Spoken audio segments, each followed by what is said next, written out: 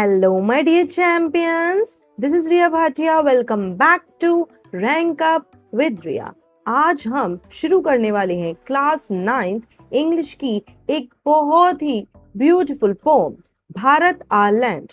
लेकिन चैप्टर शुरू करने से पहले एक छोटा सा क्वेश्चन, आखिर पोइट को अपने भारत पर इतना गर्व क्यों है? इसी सवाल का जवाब हमें पूरी पोम में स्टेप बाय स्टेप मिलने वाला है। हर स्टेंजा भारत की एक नई खूबी बताएगा, कभी हिमालय, कभी गंगा, कभी उपनिषद, कभी बुद्धा, और धीरे धीरे तुम समझ जाओगे कि भारत को आवर लैंड क्यों कहा गया है। और एक प्रॉमिस मेरी तरफ से, आज हम चैप्टर को रटने वाले बिल्कुल नहीं हैं, समझने वाले हैं।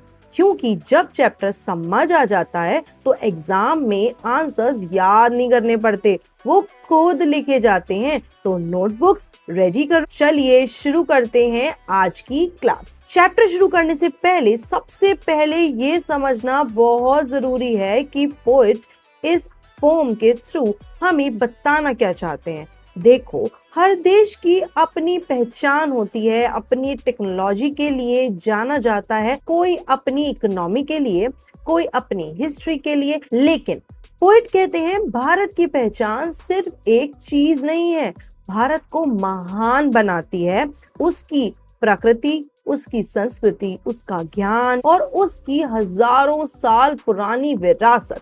इसीलिए पूरी पोम में पोएट भारत की अलग अलग खूबियों को एक एक करके हमारे सामने रखने वाले हैं और एंड में हमें एक बहुत ही सिंपल मैसेज देते हैं, अपने देश की ग्रेटनेस को पहचानो और उस पर गर्व करो। यही है इस पूरी पोम का सेंट्रल आइडिया। और अब देखते हैं कि पोएट भारत की सबसे पहली पहचान किस चीज को मानते हैं। The snowy Himavant is ours, There's no equal anywhere on earth। सबसे पहले डिफिकल्ट वर्ड्स को इजी बनाते हैं। स्नोई का मतलब है बर्फ से ढका हुआ, और हिमवंत का मतलब हिमालय, और इक्वल का मतलब है बराबर या मुकाबला। अब इन दोनों लाइंस का सिंपल हिंदी मीनिंग समझते हैं। बर्फ से ढका हुआ हिमालय हमारा है और पूरी दुनिया में उसके जैसा दूसरा माउंटेन रेंज नहीं बना है। अब इस लाइन का असली मैसेज समझिए। पोएट सिर्फ हिमालय की सुंदरता की तारीफ नहीं कर रहे हैं, हिमालय भारत की प्राकृतिक सुंदरता, मजबूती और महानता का प्रतीक है। इसीलिए पोम की शुरुआत हिमालय से की गई है। सेकेंड लाइन में पोएट कहते हैं there's no equal anywhere on earth. यहाँ पोएट दुनिया के माउंटेन्स की लिस्ट नहीं बना रहे हैं बच्चों, वो बस अपने देश के प्रति अपना गर्व व्यक्त कर रहे हैं। उनके लिए हिमालय सिर्फ एक माउंटेन रेंज नहीं है, बल्कि भारत की शान है। इसी वजह से उन्हें लगता है कि उसका कोई मुकाबला नहीं कर सकता। अब पोएट हमें भारत की एक और ऐसी पहचान से मिलवाने वाले हैं जो सिर्फ एक नदी नहीं बल्कि करोड़ों लोगों की आस्था का प्रतीक है, river Ganga. The generous Ganga is ours, which other river can match her grace। अब पोएट भारत की दूसरी सबसे बड़ी पहचान की बात करते हैं, रिवर गंगा। सबसे पहले डिफिकल्ट वर्ड समझते हैं। जेनरस का मतलब होता है उदार, मतलब दयालु, जो बिना किसी स्वार्थ के सबको देता है। गंगा हमारी पवित्र नदी है। और ग्रेस का मतलब होता है सुंदरता या पवित्रता और गरिमा। अब इन दोनों लाइंस को सिंपल हिंदी मीनिंग में समझो। दयालु और पवित्र गंगा तो हमारी है, दुनिया की कोई भी नदी उसकी सुंदरता और महानता का मुकाबला नहीं कर सकती है। अब इस लाइन का असली मैसेज समझते हैं। पोएट के लिए गंगा सिर्फ एक रिवर नहीं है, ये भारत की आस्था, जीवन और संस्कृति का प्रतीक है। हजारों साल से गंगा ने लोगों को पानी दिया, खेतों को जीवन दिया और करोड़ों लोगों को श्रद्धा का केंद्र बनाया। इसी पोएट जो है वो जेनरस वर्ड यूज करते हैं। सेकेंड लाइन में पोएट पूछते हैं which other river can match her grace. Poet बस ये बताना चाहते हैं कि उनके हिसाब से गंगा जैसी पवित्र और महान नदी दुनिया में और कोई नहीं है। याद रहेगा ना? अब आगे चलते हैं। The sacred Upanishad are ours, which book can equal them। अब पोएट भारत की एक और अनमोल पहचान की बात करते हैं, उसका ज्ञान। सबसे पहले मीनिंग्स देखते हैं। सैक्रेड का मतलब होता है पवित्रता। उपनिषद मतलब भारत के प्राचीन आध्यात्मिक ग्रंथ जो जिनमें जीवन, सत्य और ज्ञान की गहरी गहरी बातें छुपी हुई हैं। और इक्वल का मतलब होता है बराबर या मुकाबला करना। अब सिंपल हिंदी मीनिंग में इसे समझते हैं कि जो सैक्रेड उपनिषद है मतलब जो पवित्र उपनिषद है वो हमारा है। दुनिया की कोई भी किताब उसका बराबरी नहीं कर सकती है। अब इस लाइन का असली मैसेज समझिए। पोइट ये नहीं कह रहे हैं कि बाकी बुक्स अच्छी नहीं है, बिल्कुल नहीं बोला ऐसा। वो ये बताना चाहते हैं कि भारत ने दुनिया को बहुत बड़े स्पिरिचुअल नॉलेज दिए हैं। उपनिषद भारत की सोच, दर्शन और ज्ञान का सबसे बड़ा सिंबल है। समझ रहे हो ना? इसीलिए पोइट को उन पर गर्व है। यानी भारत सिर्फ प्रकृति में ही रिच नहीं है बल्कि नॉलेज में भी रिच है। समझ रहे हो ना मेरे बच्चों? Yes, this sunny golden land is ours, she is fearless, let's praise her. अब पोइट पूरी भारत की तस्वीर हमारे सामने रखते हैं। सबसे पहले मीनिंग्स देखते हैं। सनी का मतलब है रोशन या उज्जवल करना। यहाँ गोल्डन का मतलब सिर्फ सोना नहीं है, इसका मतलब है खुशहाल और हर तरह से धनवान भारत, मतलब बहुत ज्यादा वेल्दी भारत। और पियरलेस का मतलब है जिसका कोई मुकाबला ना हो, जिसका कोई कंपैरिजन ना हो। हम इन दोनों लाइंस को सिंपल मीनिंग में समझते हैं। ये रोशन और समृद्ध भारत हमारा है, इसका कोई मुकाबला नहीं है, इसीलिए हमें अपने देश की प्रशंसा करनी चाहिए, मतलब उसे प्रेज करना चाहिए बच्चों। अब इन लाइंस का असली मैसेज समझते हैं। पोएट भारत को गोल्डन लैंड इसलिए कहते हैं क्योंकि भारत की असली वेल्थ, असली दौलत सिर्फ सोना या पैसा नहीं है। उसकी असली वेल्थ उसका कल्चर है, उसकी हिस्ट्री है, उसका नॉलेज है और उसकी वैल्यूज हैं। इसीलिए पोइट कहते हैं लेट्स प्रेज हर, यानी अपने देश की अच्छाइयों को पहचानो, उसका सम्मान करो और उन पर गर्व करो, उन पर प्राउड करो। Gallant warriors have lived here. Many a sage has sanctified this land. अब तक पोइट ने हमें भारत की नेचुरल ब्यूटी, गंगा और नॉलेज के बारे में बताया। अब पोइट भारत की सबसे बड़ी ताकत बताते हैं, इस देश के लोग। सबसे पहले मीनिंग्स देखते हैं। गैलेंट का मतलब होता है बहादुर, वॉरियर्स का मतलब है वीर योद्धा, सेज का मतलब ऋषि मुनि या संत, और सैंक्टिफाइड का मतलब प्योर बनाना या पवित्र बनाना। अब लाइंस का सिंपल हिंदी मीनिंग समझते हैं। इस भारत की धरती पर बहादुर योद्धा रहे हैं और महान संतों और ऋषियों ने अपने ज्ञान और अच्छे कर्मों से इस धरती को और ज्यादा प्योर और पवित्र बनाया। अब इन लाइंस का असली मैसेज समझो बच्चों। पोइट सिर्फ वॉरियर्स की तारीफ नहीं कर रहे हैं और सिर्फ सेंट्स या फिर पंडितों की भी नहीं कर रहे हैं, वो दोनों को एक साथ रखते हैं। क्यों? क्योंकि भारत की पहचान सिर्फ ताकत नहीं, संस्कार भी है। वॉरियर्स ने इस देश की रक्षा की, सेंट्स ने देश को सही सोच दी। एक ने भारत की सीमा बचाई और दूसरे ने भारत की पहचान बनाई। इसीलिए पोइट को भारत पर गर्व है, भारत पर प्राउड है। आगे देखते हैं पोएम की लाइंस क्या कहते हैं। The divinest music has been heard here, and here all auspicious things are found. अब पोइट भारत की एक और ब्यूटीफुल पहचान बताते हैं, हमारी कल्चर। सबसे पहले मीनिंग्स देखते हैं। डिवाइनेस्ट का मतलब है सबसे पवित्र, सबसे प्योर या हेवन। म्यूजिक का मतलब है डिवाइन मेलोडीज, और ऑस्पिशियस का मतलब है शुभ और पवित्र और प्योर। अब इन लाइंस का सिंपल हिंदी मीनिंग देखो बच्चों। इस भारत में सबसे पवित्र संगीत सुना गया है और यहाँ हर तरह की शुभ और पवित्र चीजें मिलती हैं। अब इन लाइंस का असली मैसेज समझिए। यहाँ म्यूजिक का मतलब सिर्फ गाना नहीं है। पोइट भारत की culture, traditions, festivals, classical music और वैल्यूज की बात कर रहे हैं यहाँ पे।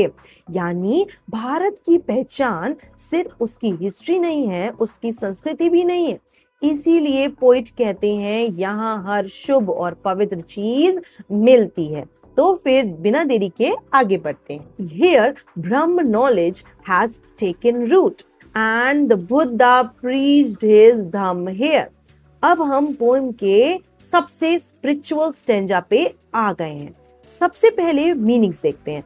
ब्रह्म नॉलेज का मतलब है आध्यात्मिक ज्ञान या फिर स्पिरिचुअल नॉलेज। टेकन रूट का मतलब है मजबूती से विकास होना, और धम्म का मतलब है भगवान बुद्धा की जो शिक्षा थी, जो उनकी टीचिंग्स थी, जो उनकी प्रीचिंग्स थी। इसकी भगवान बुद्धा की। तो इसी धरती से भगवान बुद्धा ने शांति और सत्य के संदेश दिए थे। अब इस लाइन का असली मैसेज समझो। पोइट यहाँ भारत को सिर्फ नॉलेज की लैंड नहीं बोलते हैं, बल्कि विजडम की लैंड बोलते हैं। नॉलेज हमें जानकारी देता है, लेकिन विजडम हमें सही रास्ता दिखाता है, और भारत ने दुनिया को दोनों दिए। इसी वजह से भारत सिर्फ एक देश नहीं है, पूरी दुनिया के लिए पीस और स्पिरिचुअल विजडम का एक सोर्स माना जाता है। ऑफ होरी antiquity is Bharat, she is fearless, let's praise her। और अब आ गया है पोम का लास्ट स्टेंजा। इसी स्टेंजा के साथ पोएम अपनी बात को एक बहुत ही खूबसूरत कंक्लूजन देते हैं। सबसे पहले डिफिकल्ट वर्ड समझते हैं। होरी एंटिक्विटी का मतलब है बहुत प्राचीन समय, यानी वेरी एंशियंट टाइम। भारत हमारा इंडिया, और पियरलेस का मतलब है जिसका कोई मुकाबला नहीं है, जो मैंने पहले भी डिस्कस किया था। अब इन दोनों लाइंस का सिंपल हिंदी मीनिंग समझो। भारत बहुत प्राचीन देश है, इसका दुनिया में कोई कंपैरिजन नहीं है, कोई मुकाबला नहीं है। इसीलिए हमें अपने देश की प्रशंसा करनी चाहिए, उसकी प्रेज करनी चाहिए।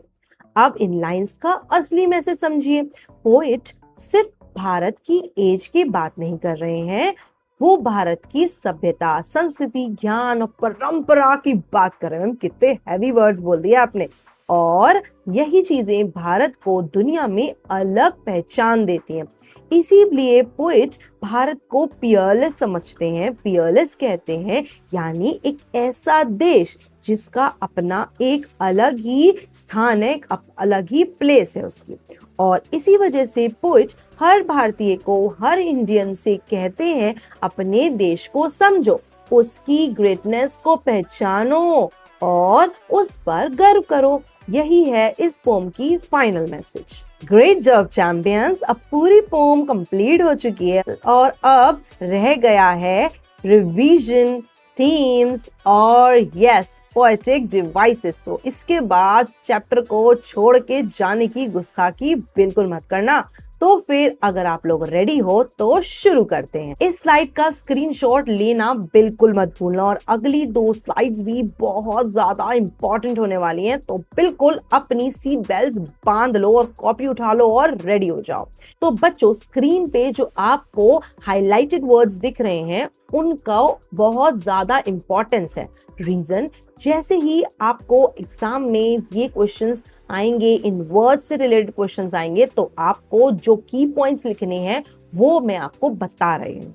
हिमालय देखते ही याद आना चाहिए नेचुरल ब्यूटी, स्ट्रेंथ और नेशनल प्राइड। गंगा देखते ही याद आना चाहिए क्वेश्चन में प्योरिटी, फेथ और लाइफ। उपनिषद से याद आएगा आपको नॉलेज और spiritual wisdom. Golden land means याद आएगा आपको प्रॉस्पेरिटी और रिच हेरिटेज। वॉरियर्स से याद आना चाहिए bravery, courage, sense, wisdom and moral values. Divine music means culture and traditions. Buddha देखते ही याद आना चाहिए पीस, ट्रुथ, कंपैरिजन। और एंशियंट भारत से याद आना चाहिए एंशियंट सिविलाइजेशन और नेशनल प्राइड। अगर आपको की हाइलाइट्स वाले वर्ड्स याद हैं तो आपको पूरी पोम याद है। टीचर्स सीक्रेट ये है कि एग्जाम से पहले ये कीवर्ड्स एक बार जरूर देख के जाना। हर स्टेंजा का एक्सप्लेनेशन ऑटोमेटिकली याद आ जाएगा। चैंपियंस, अब आता है एग्जाम का सबसे favourite question. What are the themes of this poem? सबसे पहले एक बात याद रखना, थीम का मतलब होता है पोएट का मेन मैसेज। और इस पोम में मेन मैसेज है अपने भारत को समझो और उस पर गर्व करो। लेकिन पोएट ने ये मैसेज सिर्फ एक लाइन में नहीं दिया है, उन्होंने भारत की, इंडिया की अलग अलग खूबियों के थ्रू ये बात समझाई है। चलिए एक एक करके थीम्स को क्विकली रिवाइज करते हैं, बट उससे पहले मैं आपको ये सजेशन देना चाहूंगी कि इसका भी स्क्रीनशॉट लेके अपने पास रख लीजिएगा, क्योंकि आपको एग्जाम टाइम पे आंसर राइटिंग में ये बहुत ज्यादा हेल्प करने वाले हैं। तो फर्स्ट है पेट्रोटिज्म। पोएट हर स्टेंजा में भारत की तारीफ करते हैं, यानी देश से प्यार और गर्व। सेकंड है नेचुरल ब्यूटी। हिमालय और गंगा ये भारत की नेचुरल सुंदरता और संपदा को दिखाते हैं। थर्ड है स्पिरिचुअल विजडम। उपनिषद, सेंस और बुद्धा ये बताते हैं कि भारत ज्ञान की भूमि है। Rich culture, music, traditions, festivals, values ये भारत की कल्चरल आइडेंटिटी को दिखाते हैं। उसके बाद आती है ब्रेवरी। वॉरियर्स हमें याद दिलाते हैं कि भारत की रक्षा बहादुर लोगों ने की है। Next ancient heritage. और लास्ट में पोएट भारत की प्राचीन सभ्यता और महान विरासत पर गर्व करते हैं। अगर एग्जाम में थीम्स लिखने को आए तो हेडिंग्स बनाकर लिखना, आंसर ऑर्गेनाइज्ड भी लगेगा और एग्जामिनर तो बहुत ज्यादा इंप्रेस हो जाएगा तुमसे। फटाफट से रिवीजन करते हैं। थीम्स क्या क्या थी? Patriotism, national pride, natural beauty, spiritual wisdom, cultural rich heritage and prosperity, land of heroes and saints, divine culture and traditions, birthplace of spiritual knowledge, ancient and peerless nation. अब बिना किसी देरी के पोएटिक डिवाइसेस पे बढ़ते हैं, पर और ट्रस्ट मी ये उतनी डिफिकल्ट नहीं है जितनी लगती है। जब पास के वर्ड्स में सेम स्टार्टिंग साउंड रिपीट हो, यही एलिट्रेशन होता है। एग्जाम्पल स्क्रीन पे देखो। Brahma knowledge has taken root, sound क्या रिपीट हुई है? B sound. पर्सोनिफिकेशन, जब किसी नॉन लिविंग चीज को इंसान की तरह दिखाया जाए। पोम में भारत के लिए शी यूज हुआ है, यही यानी भारत को एक माँ की तरह रिस्पेक्ट दिया जा रहा है। इसीलिए एग्जाम्पल देख, लेट्स प्रेज हर में पर्सोनिफिकेशन यूज हुई है। नेक्स्ट है इमेजिनी। जब वर्ड्स पढ़ते ही दिमाग में पिक्चर बन जाए, जैसे snowy Himavant, flowing Ganga, golden land, ये सब इमेजरी क्रिएट करते हैं बच्चों। तो आपको हाईलाइट करके भी मैंने पोम में दिया है कि कहाँ पे इमेजरी लगती है। रिटोरिक क्वेश्चन, ऐसा क्वेश्चन जिसका आंसर देना जरूरी नहीं होता, जैसे which other river can match her grace. Poet answer नहीं मांग रहे हैं, वो सिर्फ गंगा की ग्रेटनेस दिखाना चाहते हैं। तो आपको पेपर में डेफिनेशन नहीं लिखनी है बच्चों, आपको पूछा जाएगा कि ये दो लाइंस में कौन सी पोएटिक डिवाइसेस यूज हुई हैं, तो आप अच्छे से बता सकते हो और आपको कोई प्रॉब्लम नहीं है। आगे बढ़ते हैं। अब बाकी 4 डिवाइसेस भी कंप्लीट कर लेते हैं। सिंबलिज्म, जब कोई चीज किसी और बड़ी बात को रिप्रेजेंट करे, जैसे हिमालय स्ट्रेंथ को बताती है, गंगा प्यूरिटी को और उपनिषद नॉलेज का सिंबल है, तो वहां पे सिंबलिज्म यूज हुई है। नेक्स्ट है हमारे पास हाइपरबोल। हाइपरबोल, जब किसी बात को इफेक्ट के लिए बढ़ा चढ़ा के बोलना हो तो वहां पर हाइपरबोल यूज होता है। जैसे एग्जांपल में गिवन है, there is no equal anywhere on earth. Poet अपना गर्व दिखाने के लिए स्ट्रॉन्ग लैंग्वेज यूज करता है, तो वहां हाइपरबोल यूज होता है। टोन का मतलब पोएट की फीलिंग्स, और इस पोम का टोन है प्राउड, पेट्रोटिक एंड रिस्पेक्टफुल। और रिटोरिक क्वेश्चन, ऐसा क्वेश्चन जिसका आंसर आपसे पोएट मांग ही नहीं रहा है, which other river can match her grace. Poet को आंसर नहीं चाहिए, वो सिर्फ गंगा की ग्रेटनेस दिखाना चाहता है। इसी के साथ भारत आइलैंड कंप्लीट हो चुकी है और हमने सिर्फ पोम नहीं पढ़ी, हमने समझा कि पोएट अपनी भारत पर इतना प्राउड क्यों कर रहे हैं। मुझे पूरी उम्मीद है कि अब ये चैप्टर तुम्हें सिर्फ याद नहीं रहेगा, अच्छी तरह से समझ भी आ गया होगा। और वीडियो हेल्पफुल लगी हो तो लाइक जरूर करना, अपने क्लास 9 के फ्रेंड्स के साथ शेयर कर दो यार, तुम शेयर ही नहीं कर रहे हो, ताकि उनकी भी प्रिपरेशन ऐसे ही इजी हो सके और तुम्हें ऐसी एग्जाम ओरिएंटेड और इजी एक्सप्लेनेशन वाली वीडियोस चाहिए तो रैंक अप विद रिया को सब्सक्राइब करना बिल्कुल मत भूलना और कमेंट सेक्शन में मुझे जरूर बताओ यार कि इस पोएम का तुम्हारा फेवरेट पार्ट कौन सा था। मैं तुम्हारे कमेंट्स जरूर पढ़ूंगी। मिलते हैं नेक्स्ट चैप्टर के साथ, तब तक के लिए keep learning, keep growing, keep ranking up with Riya and make your parents so proud. This is Riya Bhatia signing off. Thank you so much, my dear champions.